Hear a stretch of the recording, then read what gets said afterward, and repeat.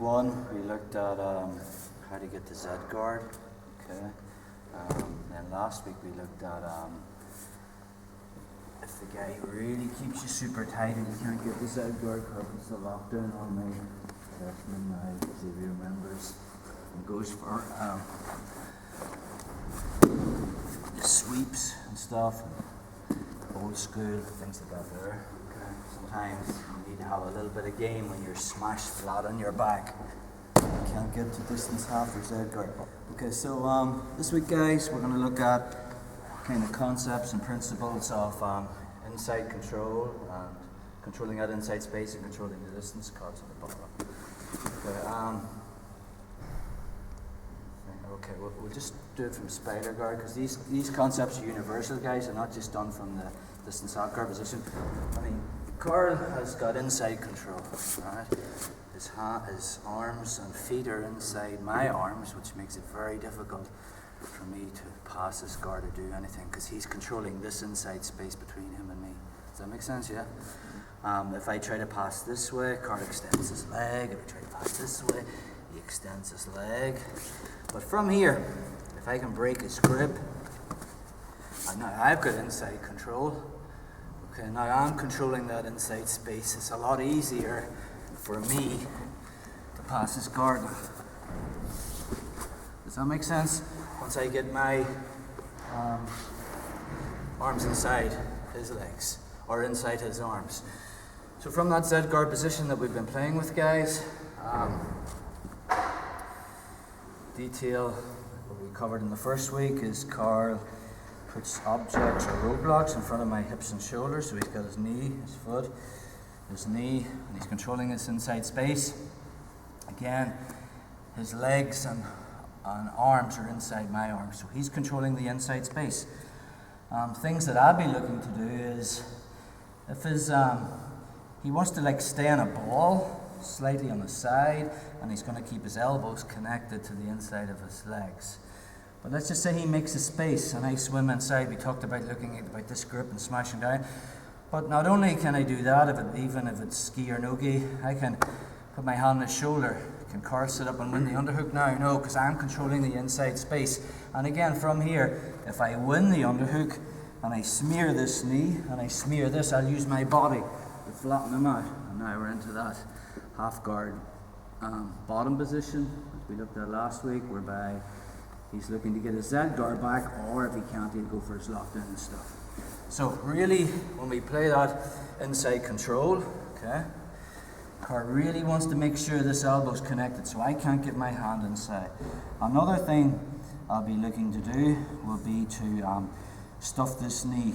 Okay, so from here, even if he's got inside control, I get a grip, I'll stuff it, I'll bring my knee in, and from here I'll be looking to get head control, and again, driving flat to the mat. Around here, switch positions. So, again, from this position, keeping this super snug and staying like a ball, Carl starts to stuff this knee. Okay, immediately, I don't want him hugging my head, so I'm controlling, okay, inside space. I'm going to bring my elbow. If he brings his left knee tight into my hip, okay, so the way now he's looking to hug my head, so I'm controlling it. Just turn around this way, bro. Bring in and snug. Okay, so from here I control the arm. I'm going to bring my elbow inside Carl's left knee, use it as a brace so I can move my hip back out and get my knee in front of this hip. Okay, and even from here, if he breaks this grip here and starts to push down, look, if I can make a frame here, look, can he push that knee down? No, because I've made a frame. His reaction now will be to lift his hip over my knee, and when he does, I'm kicking up with this leg. Just keep your knee on the mat, just lift your hip up. And again, I'm in the deep half guard, which was my goal all along, getting to here. So again, one more time.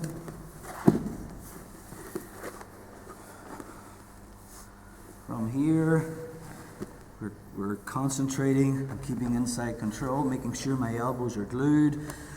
Okay, from this position here, if he starts to shove my knee, look, I just make a frame.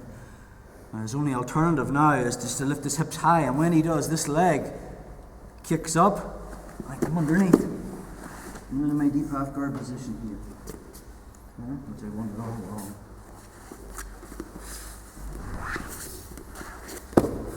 So again,